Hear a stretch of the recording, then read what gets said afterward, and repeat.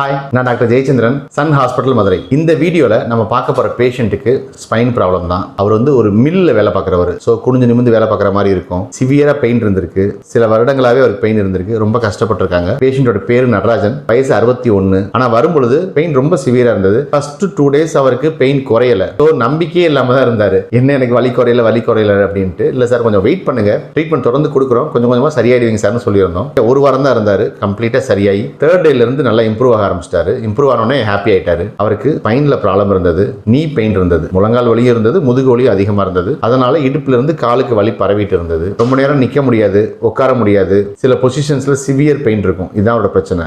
நல்லா நடந்து ஆக்டிவா போயிட்டாங்க, நல்லா எக்ஸசைஸ் பண்ண ஆரம்பிச்சிட்டாங்க. இங்க 100% சரியாയി நார்மலாகி போயிட்டாங்க. அவரோட ரிவ்யூ பாருங்க, நீங்களே புரிஞ்சுக்குவீங்க எதுக்காக இந்த வீடியோ. உங்களுக்கு ஸ்பைன் ப்ராப்ளம் இருக்கா, நம்ம சன் ஹாஸ்பிட்டல் வாங்க, உங்களை கம்ப்ளீட்டா சரி பண்ணி கொடுக்குறோம். தேங்க்யூ.